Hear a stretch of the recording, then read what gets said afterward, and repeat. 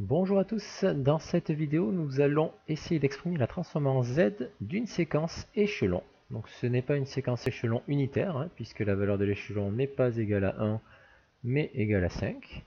Et donc l'objectif c'est d'exprimer x2 de Z, donc la transformée en Z de cette séquence ici. Donc si on commence à traduire mathématiquement la séquence échelon, donc on voit bien que si n est inférieur à 0, mais x de n sera égal à 0. Donc x de n par définition sera égal à 0 si n est inférieur à 0. Et x de n, donc ici dans notre cas, donc x de n sera égal à 5 si n est supérieur ou égal à 0. Voilà, donc ça c'est la caractéristique de notre échelon.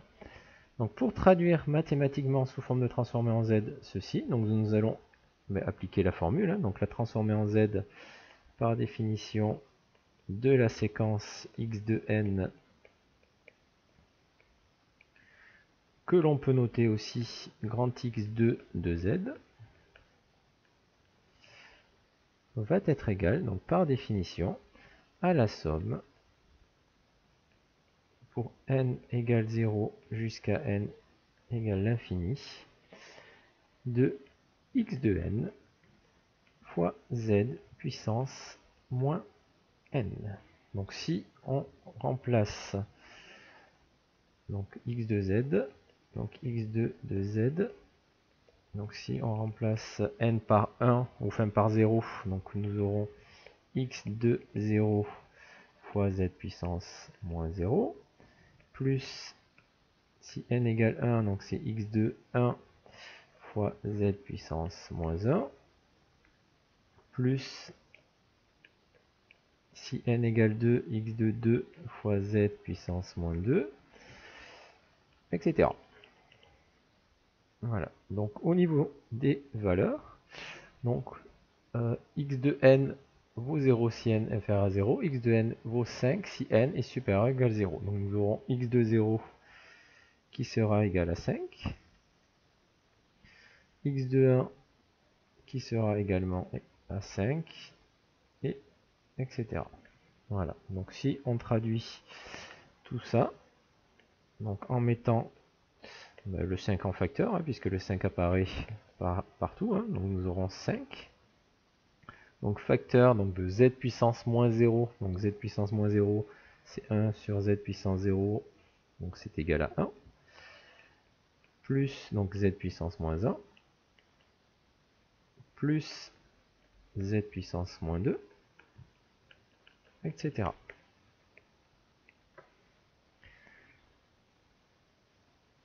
Voilà, donc ça c'est une première, un premier résultat que l'on pourrait écrire. Donc on vous demande de vous mettre sous la forme voilà, sans pointillé, donc essayez de simplifier un petit peu cette formule. Donc on se rend compte que ici, donc on a 5 et après on a 1 plus z puissance moins 1 plus z puissance moins 2, etc. Donc pour passer ici de 1 à z puissance moins 1, on a multiplié par z puissance moins 1. Pour passer de z puissance moins 1 à z puissance moins 2, on a multiplié encore par z puissance moins 1, et etc. Donc on aurait z puissance moins 3, donc on multiplierait par z puissance moins 1 à chaque fois. Donc ici, on se rend compte que nous avons une suite géométrique de raisons z puissance moins 1 et de premier terme 1. Donc si on traduit tout ceci mathématiquement, x de z, donc nous aurons 5, et ensuite nous avons une suite géométrique de raisons z puissance moins 1, donc on va voir 1 moins la raison, donc z puissance moins 1, puissance le nombre de termes. Donc là, si on continue jusqu'à z puissance moins n, donc on aurait n plus un terme. Et donc au dénominateur, nous aurons 1 moins la raison, donc z puissance moins 1. Voilà. Donc maintenant, pour simplifier tout ceci, il va falloir faire une supposition, hein. Donc z puissance moins 1, donc effectivement c'est 1 sur z, donc c'est la même chose que 1 sur z, hein. Donc je vais essayer de le remplacer, hein, pour que ce soit plus clair pour vous. Donc x2 de z, ça va être égal à 5. Donc 1 moins, donc z puissance moins 1, c'est 1 sur z, le tout puissance n plus 1. Et en dénominateur, on aura 1 moins 1 sur z.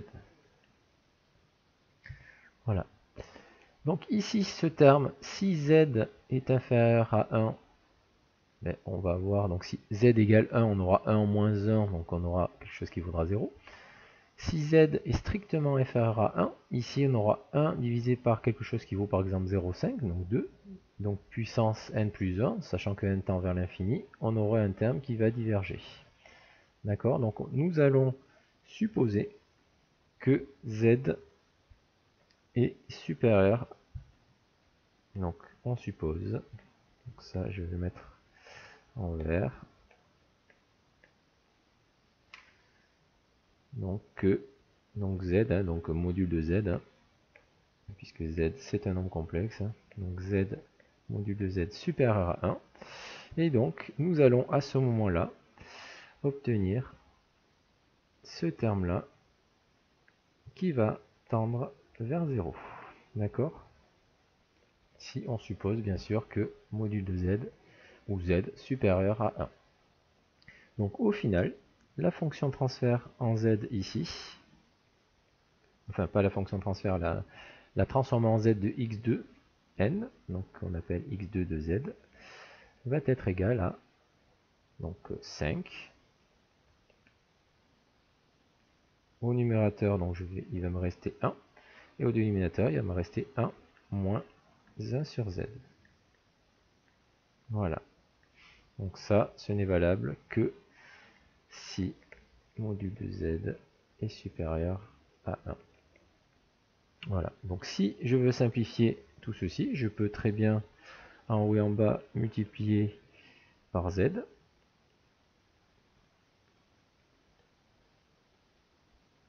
Et donc au niveau de la transformée en z, je vais me retrouver avec x2 de z qui sera égal à donc 5 fois z. Donc je vais avoir 5 fois z, je peux l'écrire comme ceci directement, divisé par z moins 1 sur z fois z, c'est-à-dire moins 1. Voilà, donc le 5 correspond à la valeur de l'échelon. Donc si on avait un échelon de valeur 1, donc un échelon unitaire, nous aurions 1 fois z sur z moins 1, c'est-à-dire z sur z moins 1. Voilà, et donc ça, ce n'est valable que si module de z est supérieur à 1. Voilà, donc au niveau du résultat,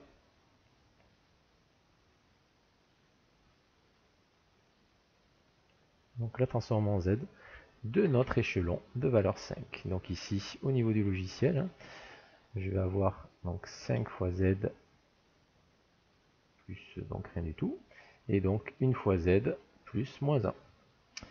Voilà pour cette vidéo, et à très bientôt pour la suite de l'exercice.